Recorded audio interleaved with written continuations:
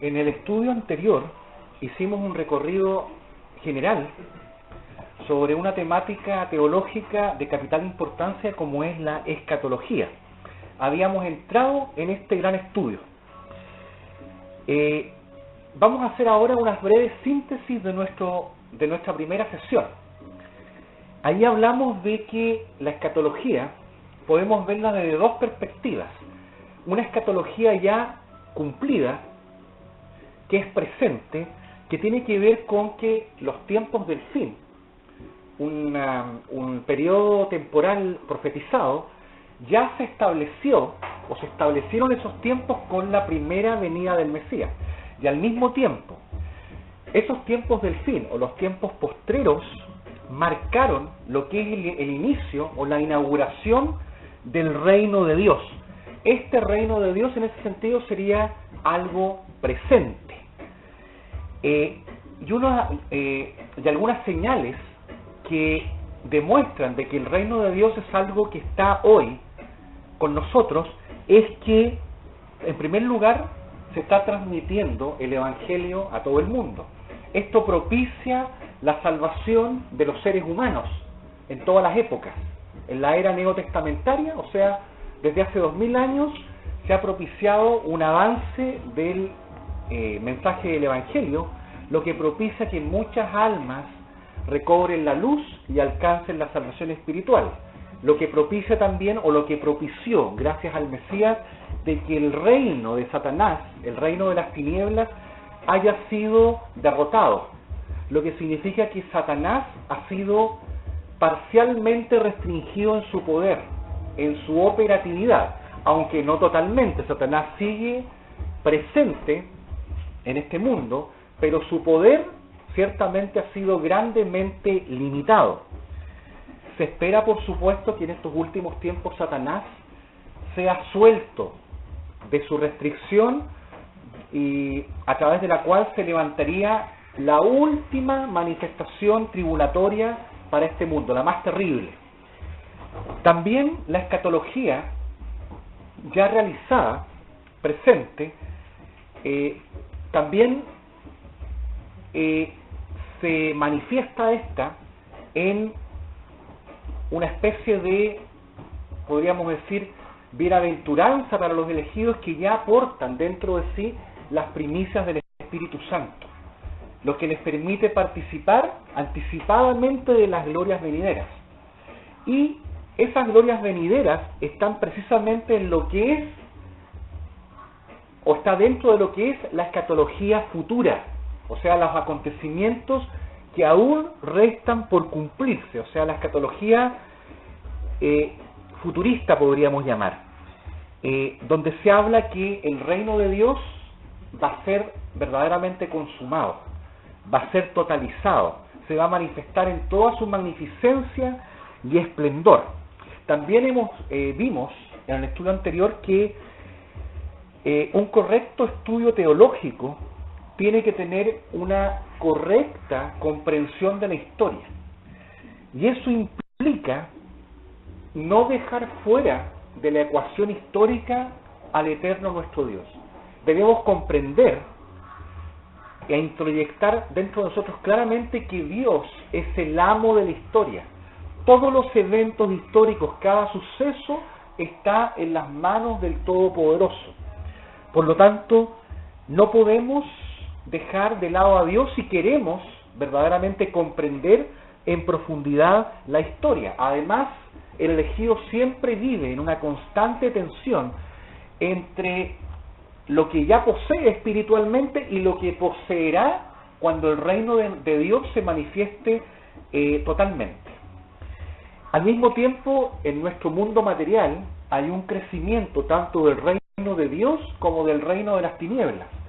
Estas dos fuerzas van a crecer juntas paulatinamente hasta finalmente gatillarse en una tensión máxima para este mundo, que va a precisamente marcar claramente la segunda venida del Mesías.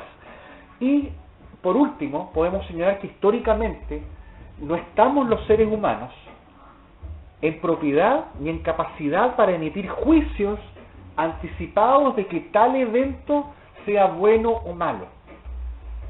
Todo lo que nosotros contemplemos con los sentidos físicos son juicios relativos, provisionales y en última instancia ensombrecidos.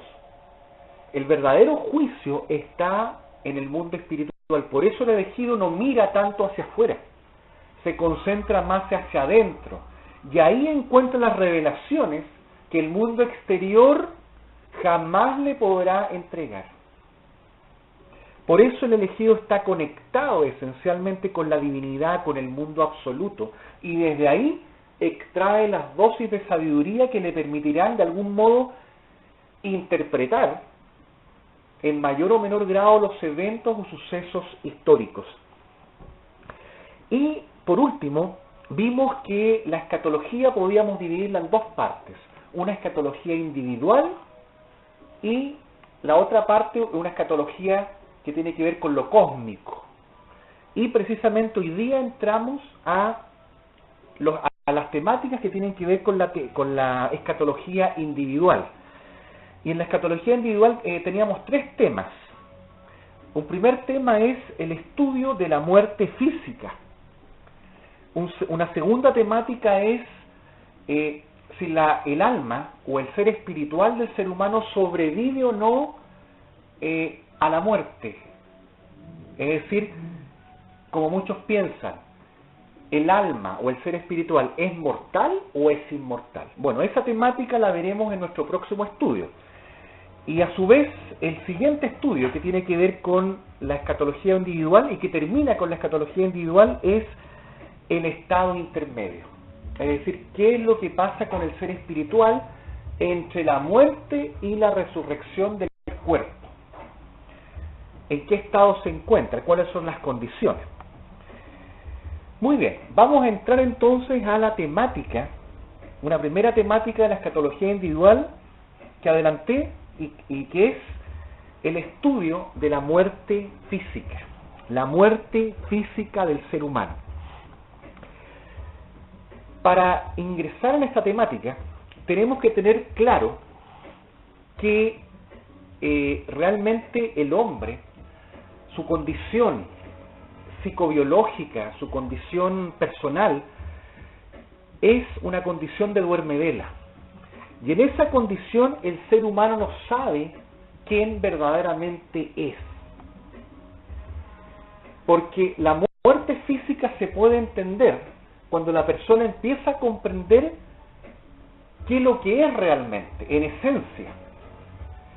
Y el ser humano está adormecido en su conciencia, dormido e hipnotizado con los eventos exteriores, con la materia. Por eso la primera pregunta para dilucidar qué es lo que es la muerte física, la primera pregunta que hay que contestarse es ¿qué es lo que es el hombre? ¿Qué es realmente el ser humano? Y una respuesta plausible es la que nosotros podemos encontrar en Primera de Tesalonicenses 5, versículo 23, que ya hemos tocado en otros estudios, donde se dice: y todo vuestro ser, espíritu, alma y cuerpo, se mantenga irreprensible para la segunda venida del Mesías. Eso es lo que se dice en ese pasaje. Y ahí vemos que el ser humano es un ser, en este caso trino, vamos a decirlo así: tiene espíritu, tiene alma y tiene cuerpo.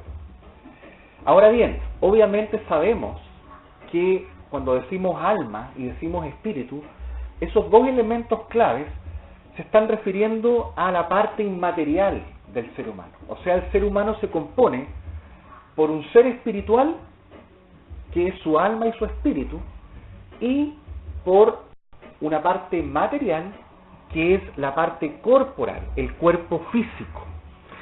Si vamos concretamente a Primera de Corintios, capítulo 6 y verso 20, vamos a encontrar lo siguiente. Primera de Corintios 6, versículo 20 dice: porque habéis sido comprados por precio. ¿Cuál precio?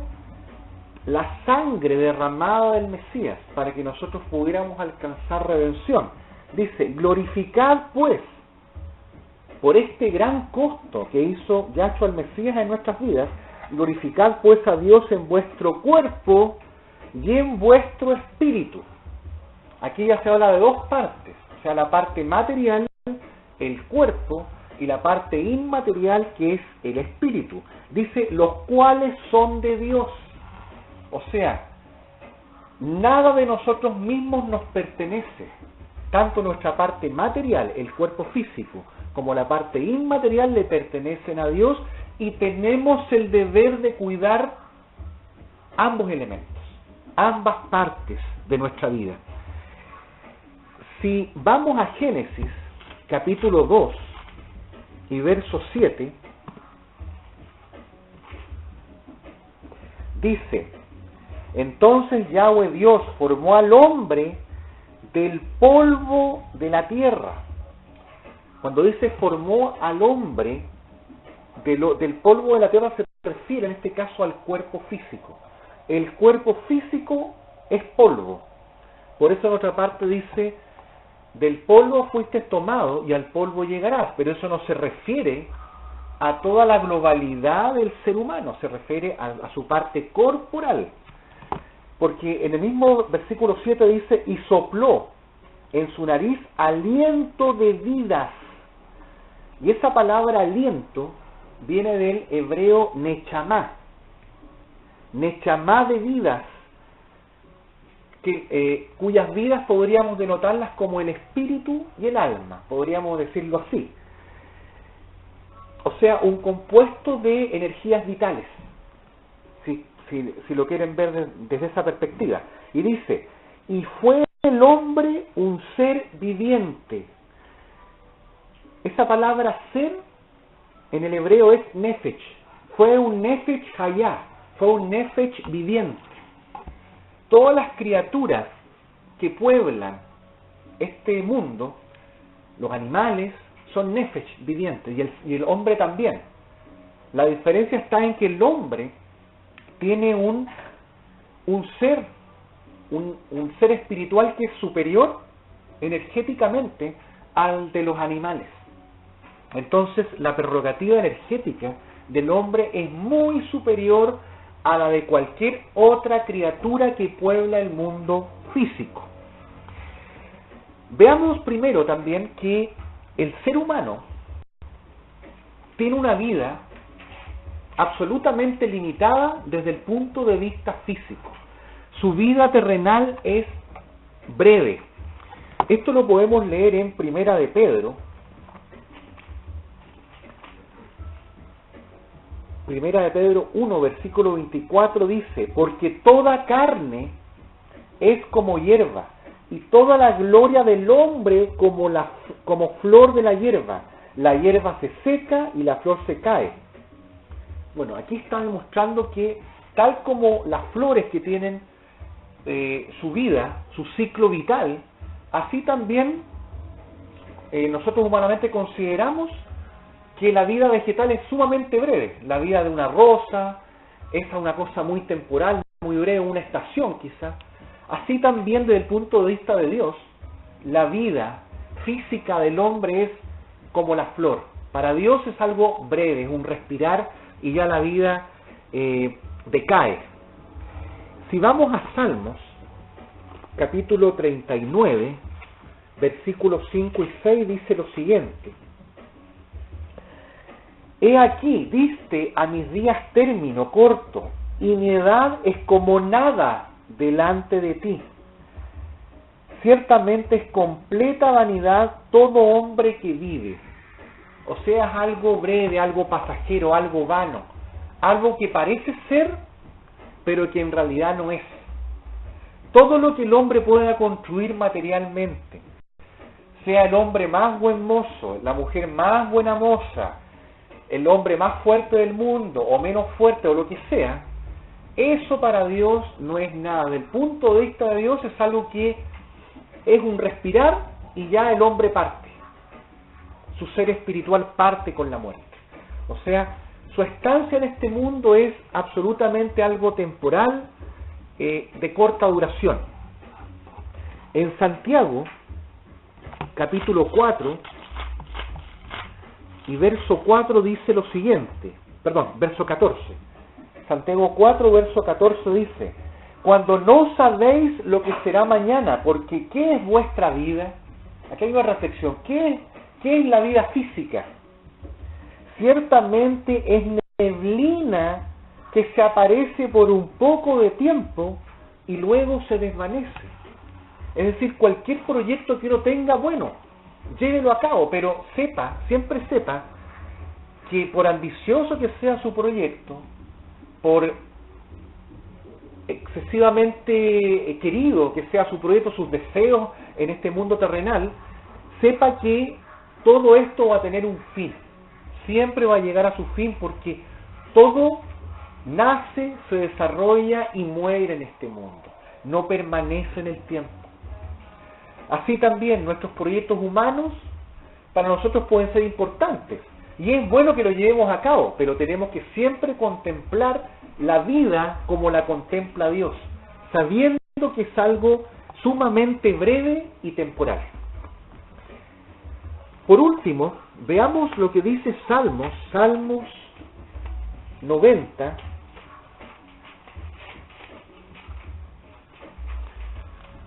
versículos del 5 al 12, donde dice que hay una serie acá de ideas que hablan de que el hombre, siendo un ser pecador, que cayó en el pecado y que está regido por la fuerza del pecado, por esa fuerza que lo impulsa a los pecados particulares,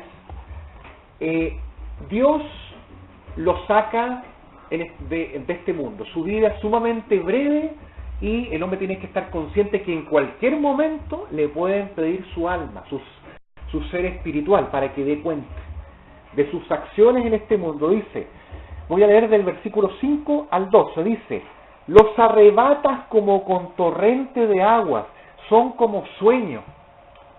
Un sueño es breve.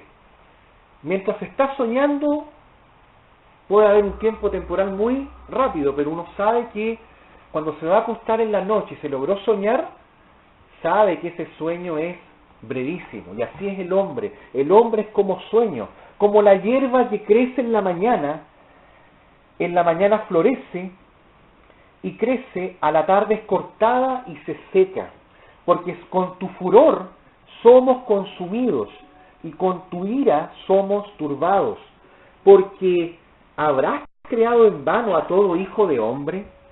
¿Qué hombre vivirá y no verá muerte? O sea, todos los hombres mueren.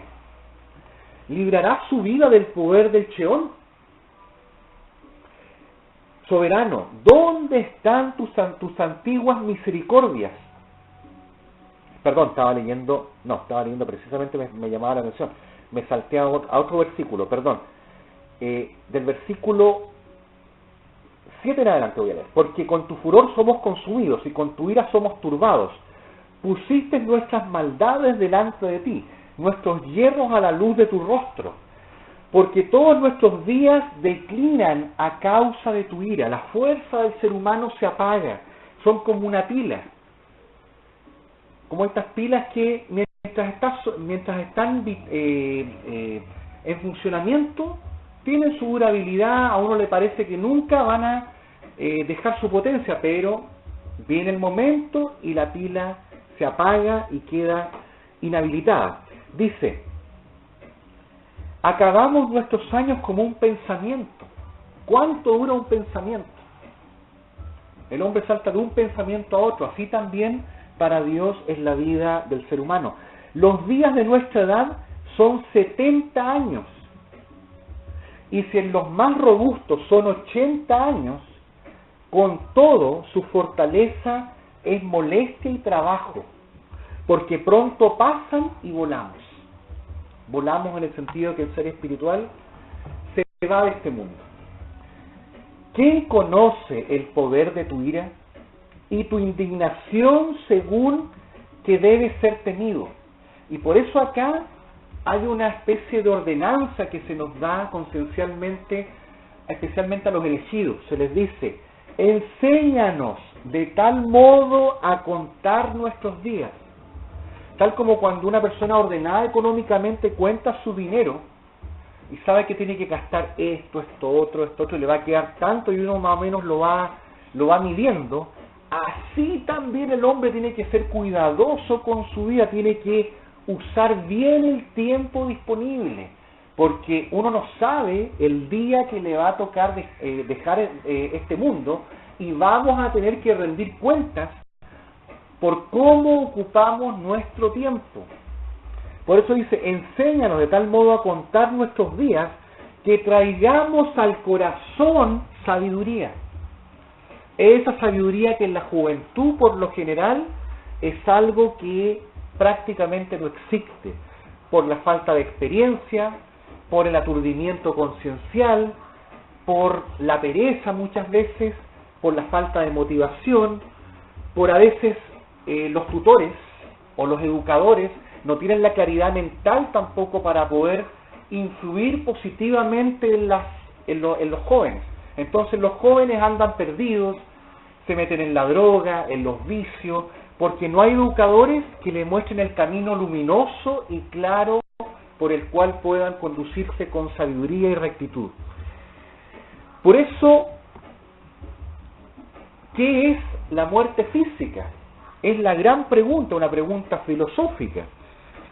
Ahora, una respuesta técnica y concreta de lo que es la muerte física es lo que podríamos decir con la siguiente definición. La muerte física es la separación o el divorcio o la ruptura, si se quiere, del ser espiritual con respecto a su ser corporal o con respecto a su vehículo sostenedor, que es el cuerpo físico. Hay una ruptura, un rompimiento de las condiciones. El ser espiritual del hombre se separa de su parte corporal y también del mundo físico o terrenal. Las condiciones ya del ser espiritual ya no van a estar conectadas con este mundo. Y obviamente en este mundo va a quedar algo, y va a quedar el recipiente, la cápsula sostenedora, que es el cuerpo. Por lo tanto, el hombre tiene que darse cuenta que la muerte física es simplemente una separación de ciertas condiciones existenciales. La muerte no es dejar de existir, porque en el universo nada se pierde. Hay un principio científico que señala que en el universo nada se crea ni se destruye, solo se transforma. Por lo tanto, el ser humano no puede dejar de existir, salvo que Dios en un juicio soberano así lo determine. Pero normalmente en la condición mecánica existencial, cuando el ser humano muere físicamente, se produce una ruptura, reitero, entre su parte corporal y su ser espiritual. Se produce el divorcio entre esos dos elementos. Entonces, este fenómeno, la muerte física, un fenómeno físico muy temido por todos, todo el mundo quiere hacerle el quite a este fenómeno.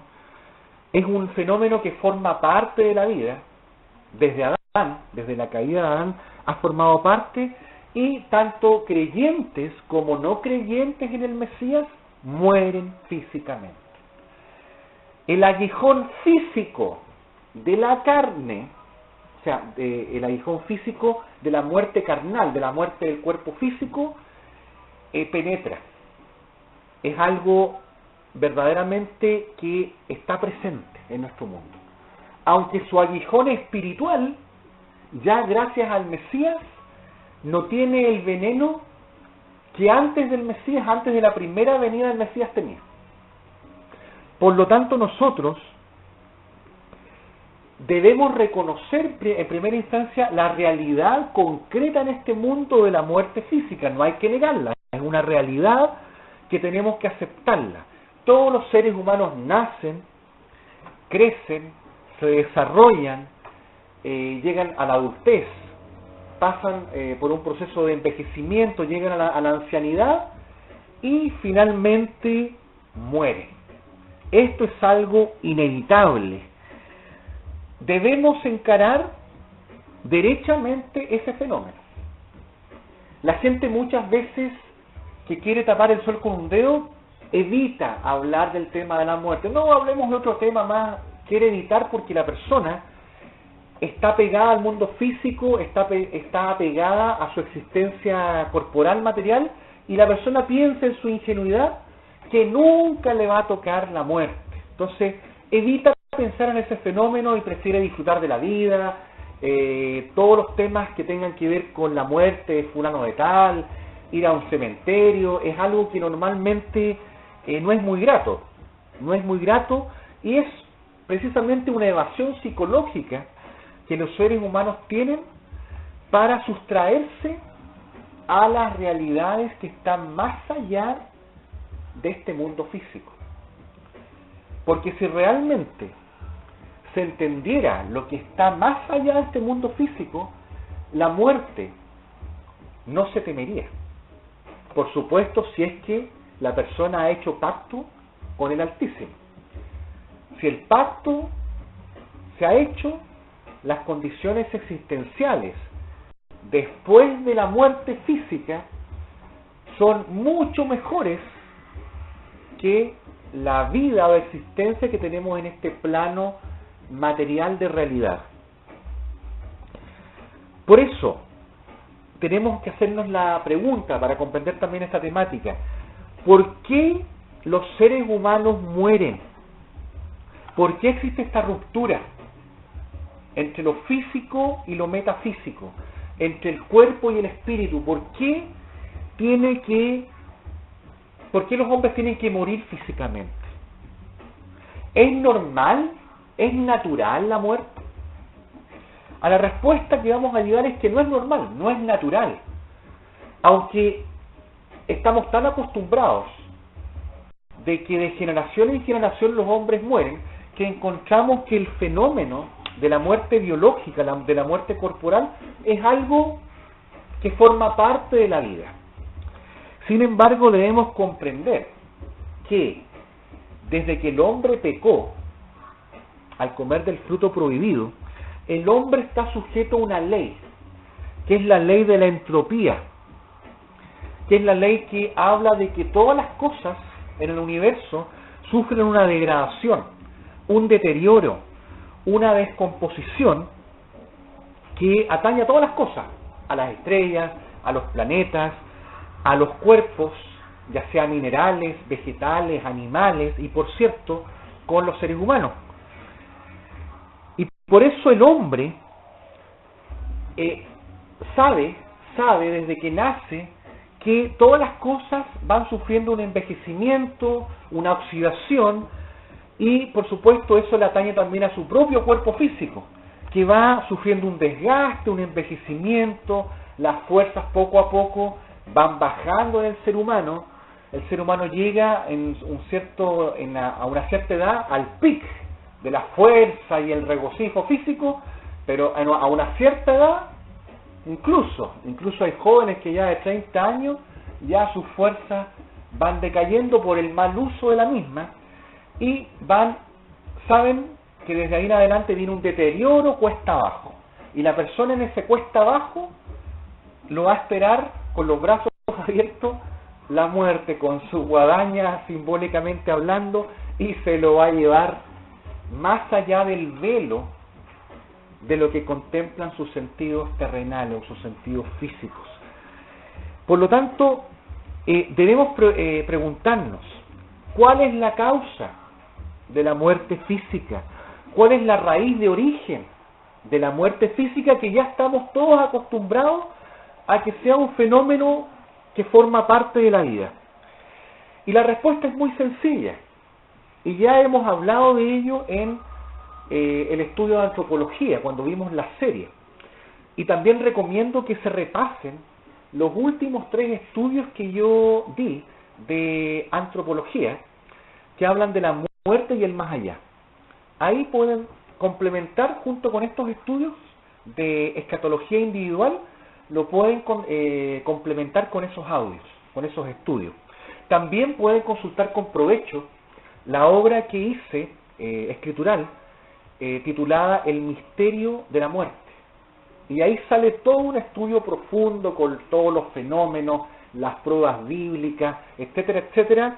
Un amplio estudio muy abarcativo y muy totalizador del misterio de la muerte. Un tema muy importante para comprender los fenómenos que están más allá de los fenómenos físicos o terrenales. Entonces decíamos, ¿cuál es la causa de la muerte física? Y la respuesta es muy sencilla. La causa es la muerte espiritual del ser humano. Esa es la causa de por qué los hombres mueren físicamente. Veamos lo que dice Génesis, capítulo 2, y versos 16 y 17, donde dice: y mandó Yahweh Dios al hombre diciendo: de todo árbol del huerto podrás comer, mas del árbol de la ciencia del bien y del mal no comerás, porque el día que de él comiereis, ciertamente morirás. Reitero, muerte no significa dejar de existir, aunque en última instancia, el último proceso de muerte, muy probablemente es dejar de existir, o con toda seguridad es dejar de existir como programa existencial.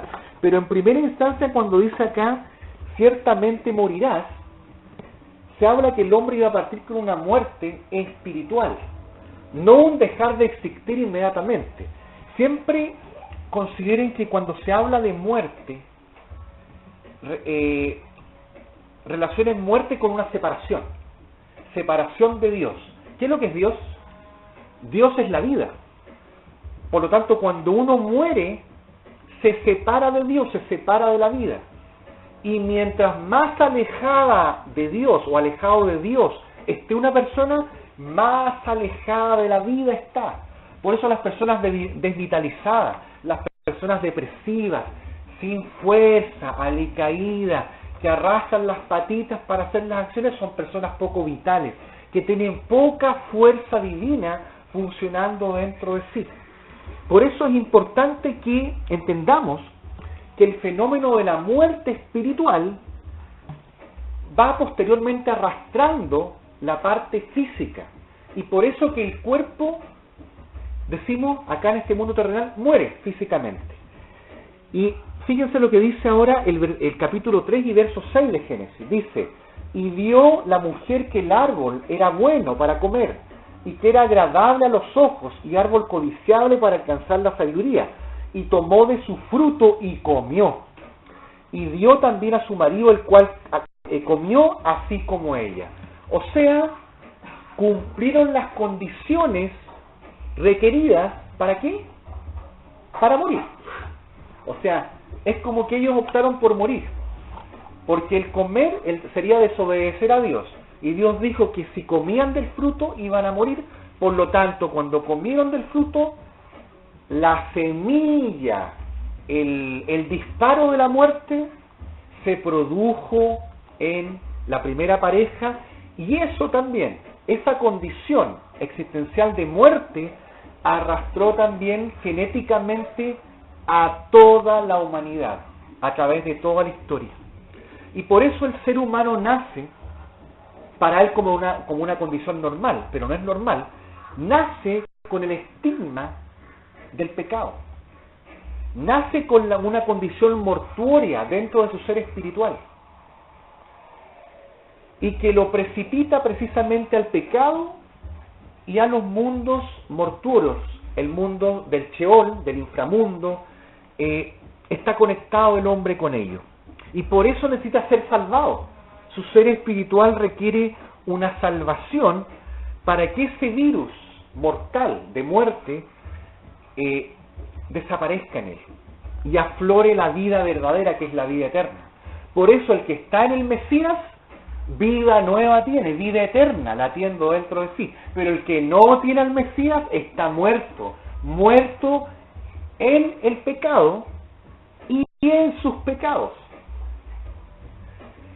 El pecado es como una fuerza, es como una lepra que está dentro del ser espiritual del ser humano y que por supuesto le inyecta al cuerpo ese veneno y al pasar un cierto espacio temporal el cuerpo humano biológicamente deja de funcionar y acá decimos que muere, ¿ya? Si vamos a Romanos capítulo 5 y verso 12, dice lo siguiente: por tanto, como el pecado entró en el mundo por un hombre, o sea, el virus, esa peste, esa lepra espiritual, entró al mundo por un hombre, por Adán, y por el pecado la muerte, o sea, la causa de la muerte es de la muerte física, perdón. La causa de la muerte física es la muerte espiritual.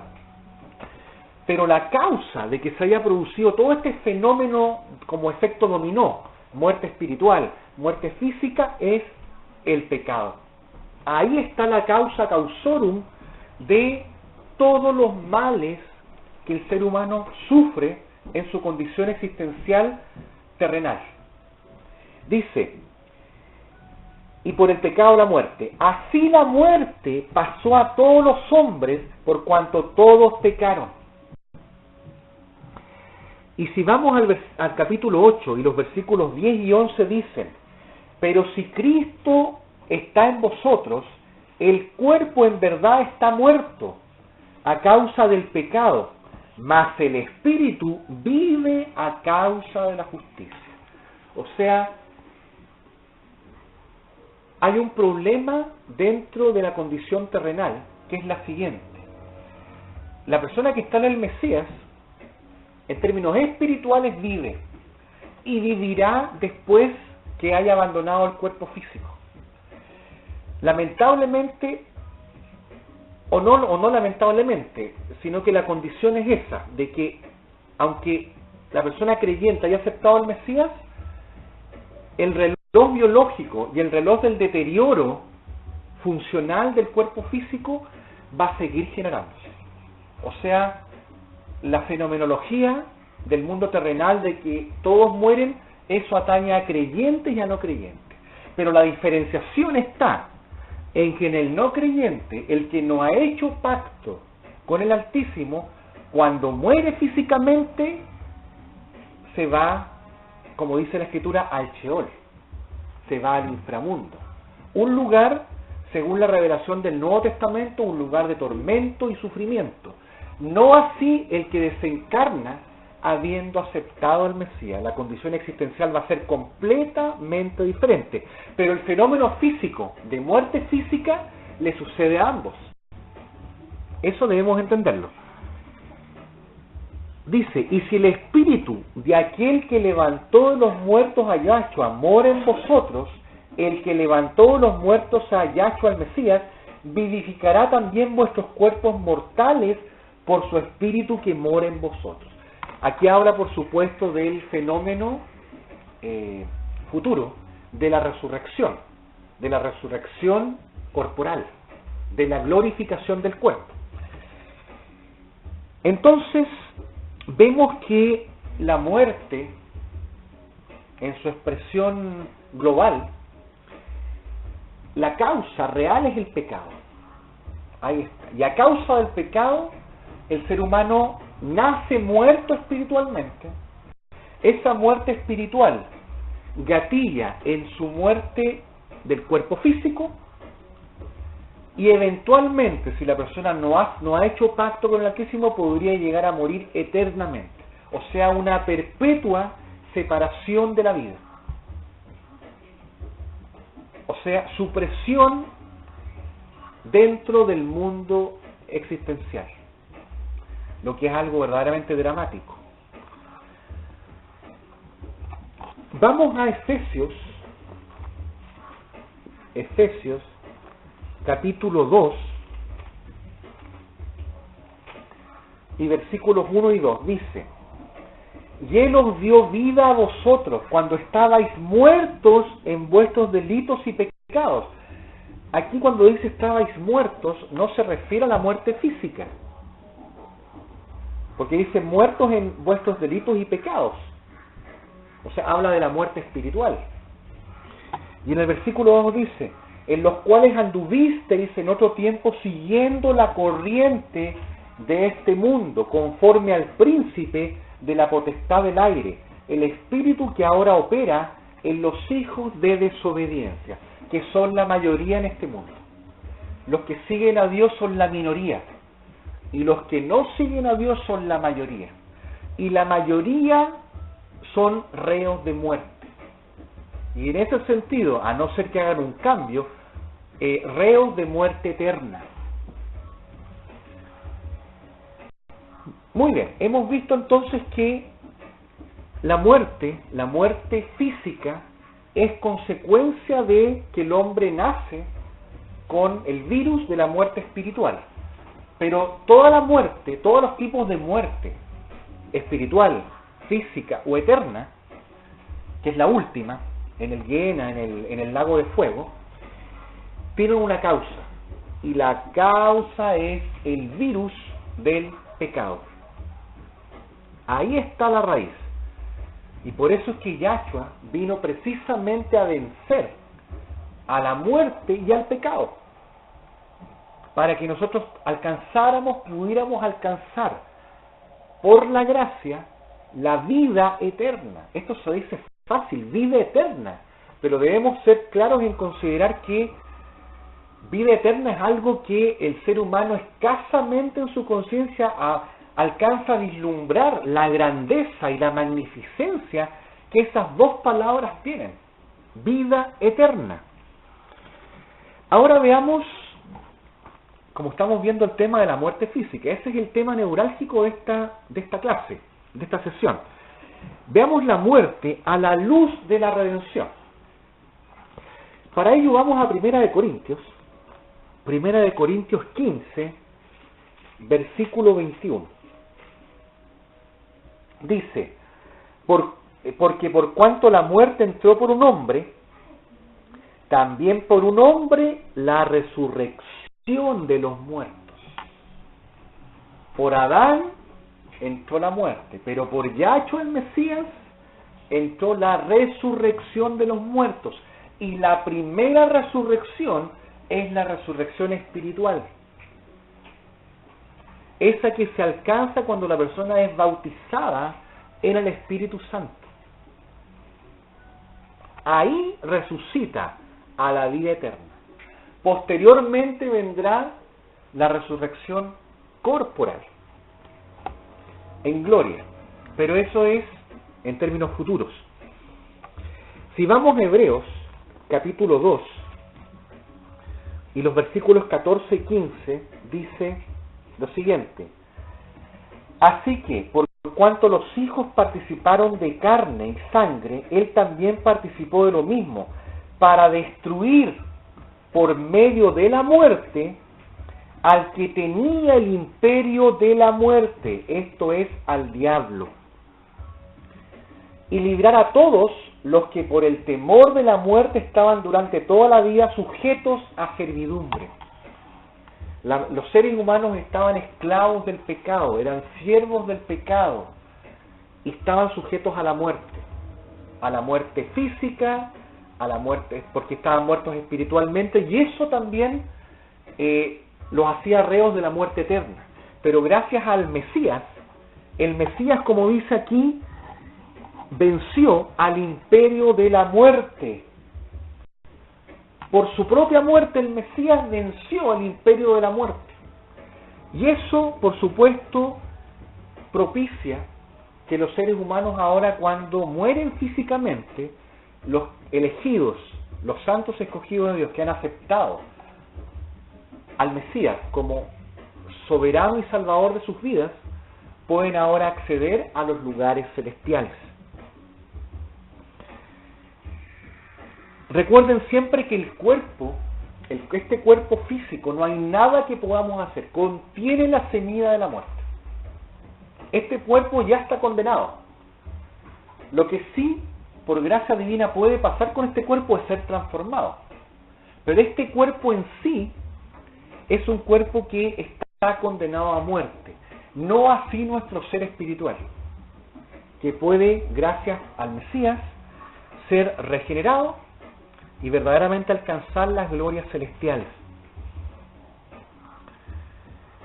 Por lo tanto, debemos entender que a causa de la tentación que sufrieron Adán y Eva, en este caso Eva, pero que arrastró también a su esposo Adán, la humanidad cayó en un estado letárgico, un estado de sueño, de sopor producido por el pecado. El pecado es como una droga que duerme, es una droga que adormece la conciencia, es una droga que permite andar como un zombie dentro de este mundo sin percatarse de la realidad espiritual que está detrás del mundo físico. Y la persona es fácil presa de todas las tentaciones ambientales: la comida, el sexo, las diversiones materiales, el afán de prestigio, de progreso material, de acumulación de bienes materiales. La persona siempre va a estar, si está funcionando dentro de sí ese virus, y la persona es zombie, entre comillas, la persona va a estar sujeta a todas esas apetencias. Por lo tanto, el hombre debe verdaderamente, si no lo ha hecho, la solución es muy clara y categórica. Debe aceptar el sacrificio que hizo Yahshua el Mesías en la cruz para liberarse de la condenación de la muerte que hay sobre esa persona. Si la persona estuviera presa en una cárcel y alguien le pagara su fianza, yo creo que estaría muy agradecida. Y obviamente la persona, como ve que está en una condición de limitación, con toda seguridad, si tiene dos dedos de frente, va a querer salir de la cárcel. Es obvio. Y es increíble cómo el ser humano, usando esa analogía, no acepta el sacrificio del Mesías porque no tiene ojos para ver ni oídos para escuchar lo espiritual. No sabe que está en una cárcel, no sabe que está limitado, no sabe que tiene libre albedrío. Sí, posee libre albedrío, pero es un libre albedrío relativo, limitadísimo. O sea, tiene un libre albedrío que es totalmente ilusorio. Yo hago lo que quiero, dice el ser humano. No, el ser humano no hace lo que realmente quiere, sino que hace lo que las fuerzas interiores del pecado constantemente lo pulsan a hacer. Entonces está prisionero. No tiene verdadero libre albedrío, sino apariencia de libre albedrío. Por lo tanto, el ser humano tiene que darse cuenta que su condición existencial es una condición de limitación, de precariedad existencialmente hablando, y que necesita salvarse de esa condición porque se está ahogando. Y como está en la condición de zombie, no se da cuenta que se está ahogando, que el agua ya le está entrando y que ya le quedan las últimas bocanadas de aire y que ahí colapsó. Y esa es la misión que nosotros tenemos, de llevar el mensaje del Evangelio a las personas. Si las personas no lo quieren aceptar, allá las personas, pero tenemos el deber de levantar el velo de ilusión en que viven las personas para mostrarles su realidad, y así ojalá muchas de esas personas se salven. Sabemos que no todas las personas van a aceptar el mensaje, muy por el contrario, y más aún es muy probable que muy pocos sean los que realmente acepten el verdadero mensaje del Evangelio. Vamos a Romanos capítulo 6 y verso 9, donde dice: sabiendo que el Mesías, habiendo resucitado de los muertos, ya no muere, la muerte no se enseñorea más de él, porque en cuanto murió al pecado, versículo 10, murió una vez por todas, más en cuanto vive, para Dios vive. O sea, el Mesías vive, y el Mesías es al cual le podemos entregar nuestra vida para que Él, a través del envío de su Santo Espíritu nos vivifique y nos saque de la condición de muerte en que hemos caído todos, y que eso a su tiempo gravita en nuestra muerte física, que si no hemos hecho pacto con el Eterno nos va a propiciar hacer un viajecito al inframundo. Y eso no es nada grato para el ser espiritual. Y con eventualmente la posibilidad de la muerte eterna, que es lo verdaderamente dramático, donde ahí no hay retorno. El que ingresa a la muerte eterna, ahí no hay posibilidad de una oportunidad, una segunda oportunidad, etcétera. No hay más oportunidades en esa condición. En 2 de Timoteo,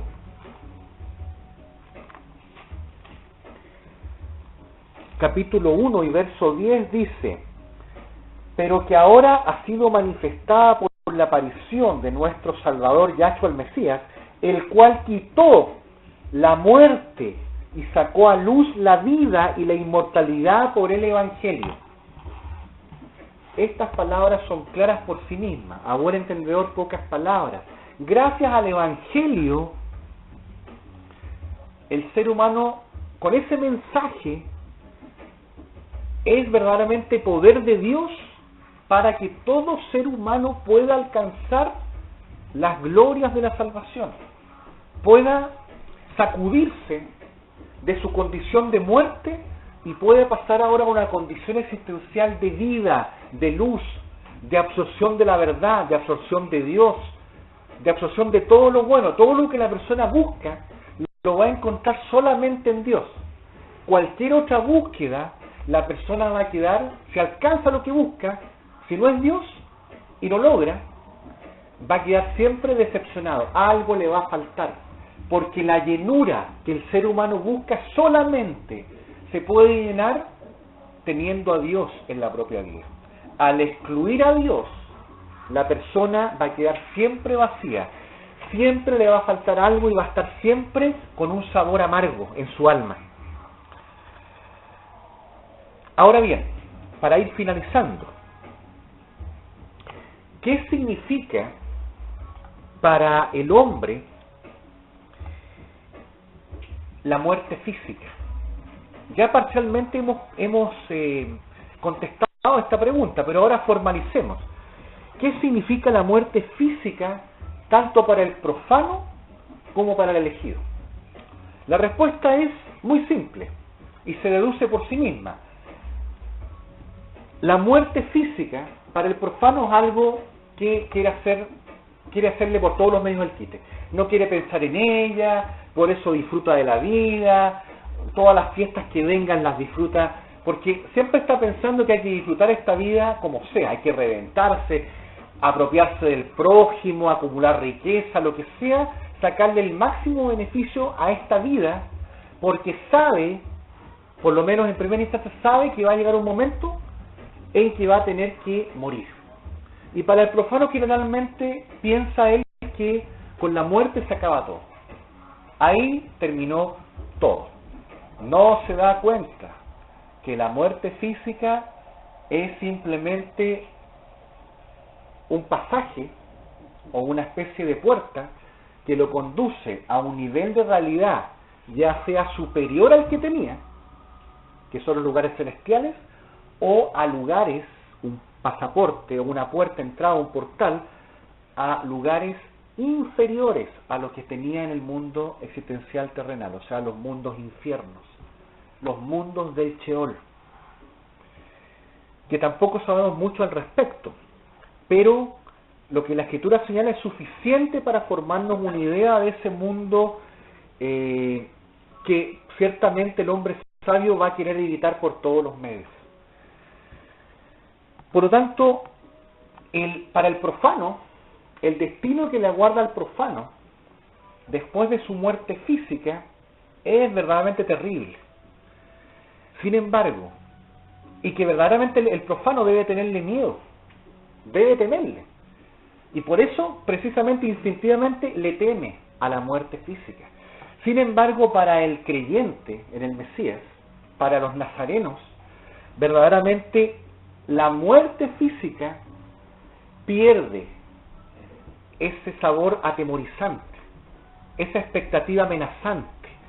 Ya el nazareno le pierde el temor a la muerte física, porque sabe que su vida está en las manos de Dios, y que le pase lo que le pase,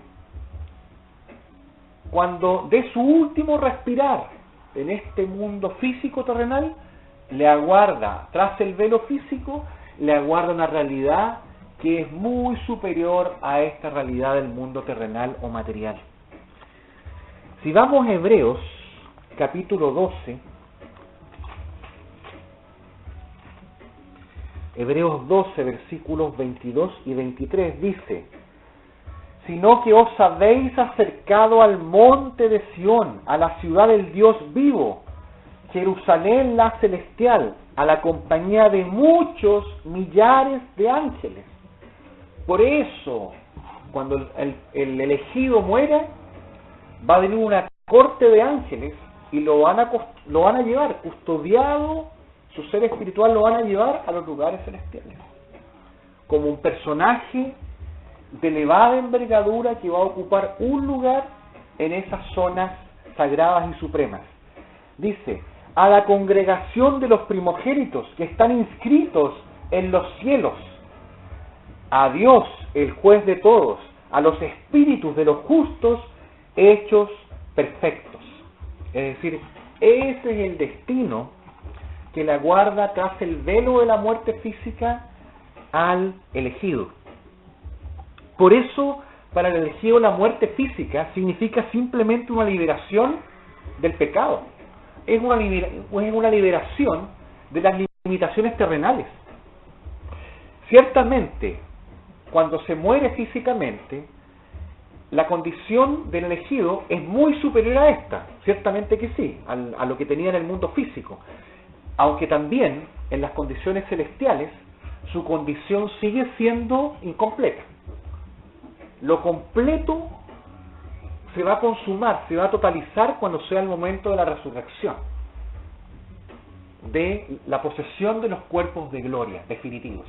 Ahí el proceso quedará completamente terminado, pero estando en la condición incompleta es una condición de gozo. Por eso decía Pablo, el apóstol Pablo decía, más quisiera estar con el Mesías que en este cuerpo físico. O sea, él anhelaba incluso dejar esta realidad física, y él decía que era mucho mejor estar en esa otra condición celestial. Entonces ahí vemos que el escogido le pierde el temor a la muerte física, de lo que va a pasar con él, porque ya su convicción espiritual está totalmente conectada con sus hermanos, con los espíritus de los justos hechos perfectos en los lugares celestiales. Ya hay una conexión, lo están aguardando. Le pase lo que le pase, ya lo están esperando arriba. En Filipenses capítulo 1 y verso 21 dice: porque para mí el vivir es el Mesías, dice el apóstol Pablo. El vivir es el Mesías y el morir es ganancia. ¿Cómo es posible que Pablo haya dicho que morir es ganancia? Por lo que acabo de decir hace un momento. Es ganancia porque él, habiendo sido justificado por la sangre del Mesías y habiendo recibido el Espíritu de los inmortales, el Espíritu Santo que está en él ahora, cuando él muere, para él es ganancia, porque ya pasa a una condición existencial superior, en paz, en satisfacción, allá arriba en los lugares celestiales junto con el Mesías. En 2 de Corintios,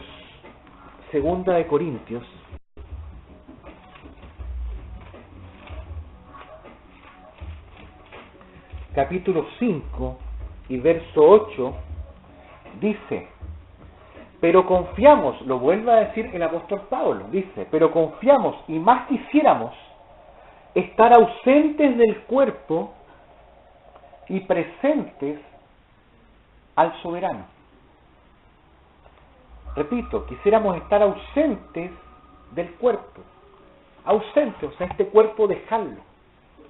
Porque es un cuerpo precario, un cuerpo que tiene frío, tiene necesidades, a veces hay dolor, enfermedades, circunstancias vitales no muy gratas. Y él dice, quisiéramos estar ausentes del cuerpo, pero sin embargo presentes, o sea, nuestro ser espiritual presentes en los lugares celestiales junto al soberano Yahshua. Entonces, aquí se habla entonces un hombre espiritual que tiene su mirada puesta en los lugares celestiales, no hacia el profano, que es como los cerdos, siempre mirando hacia abajo, siempre buscando basura para comer y alimentarse, porque no tiene su mirada, no tiene la inteligencia, no tiene la sabiduría para conectarse verdaderamente con los mundos superiores. Ni lo comprende tampoco, ni le interesa comprenderlo. Entonces estamos viendo acá que verdaderamente el elegido tiene el privilegio de que, si bien es cierto, puede, si Yahshua no llega todavía, en estos tiempos sobre todo, podría morir físicamente, está la posibilidad de que muera, pero esa muerte ya no se vuelve algo a rechazar así como una cosa, digámoslo así, para no aceptarla, sino que se acepta de buena gana porque se sabe que más allá de ella le espera otro nivel de realidad muy superior a esta. En Primera de Corintios, capítulo 15, versículo 26, dice lo siguiente: y el postrer enemigo que será destruido es la muerte. Esto tiene varios niveles de significación, no voy a tocar todos los niveles, sino que voy a centrarme en lo que respecta a la muerte física. Dice, y el postrer enemigo que será destruido es la muerte. Efectivamente, para el nazareno, para el verdadero escogido de Dios, la entrada a la vida eterna es venciendo al último enemigo, cruzando por el portal de la muerte física. O sea, la muerte física se vuelve no un enemigo, se vuelve un amigo, porque es el que le abre la puerta al escogido para que ingrese a los lugares celestiales. Ya perdió esa apariencia espantosa, sino que ahora se vence. ¿Y se vence por qué? Porque si bien es cierto, muere físicamente, pero esa muerte es el pasaporte para poner un pie o poner los pies, su ser espiritual, en esos lugares celestiales. Nuestro más temido oponente en el hombre que muere en el Mesías se transforma entonces en el amigo más añorado, por decirlo de algún modo. Ciertamente, en parte de la conciencia de todo escogido hay un cierto rechazo por la muerte. Todo tipo de muerte hasta cierto punto podría, entre comillas, producir un anticuerpo. Por supuesto que sí, porque hay un shock. En la muerte siempre hay una especie, para que se produzca ese desprendimiento del ser espiritual con el cuerpo físico, hay muy probablemente un dolor, una especie de dolor que se produce para pasar al otro plano. Pero, como digo, después de la oscuridad viene la luz, después de la tormenta viene la calma. No hay mal que dure 100 años. Así también, ese dolor transitorio o bloqueo energético que se podría producir con la muerte física, da lugar a un resultado maravilloso posteriormente. Igual que una madre que está pariendo un hijo, mientras lo pare, está sufriendo terriblemente. Sin embargo, una vez que manifiesta ese hijo en el mundo exterior, la alegría viene sobradamente multiplicada. Y todos los dolores que ella tuvo antes de que nazca el hijo son olvidados. Porque ese dolor era el pasaporte para que esa mujer pudiera ser madre. Entonces tenemos que ver maduramente el tema de la muerte física, no como lo ven los hombres profanos, sino como lo ven los verdaderos hombres espirituales, aquellos que están conectados verdaderamente con Dios. No olvidemos nunca lo que dice Apocalipsis 1, versículo 18, donde dice, voy a partir del versículo 17, dice: no temas, yo soy el primero y el último, y el que vivo y estuve muerto, mas he aquí que vivo por los siglos de los siglos. Amén. Y tengo las llaves de la muerte y del Hades.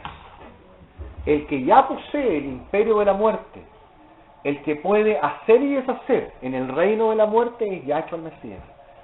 Y Él es nuestro Señor, nuestro amo. Y si nosotros confiamos en Él, la muerte física no nos puede tumbar. Ya esta muerte física ha sido vencida. El último enemigo a vencer será la muerte. La muerte entonces ya está vencida por el Mesías.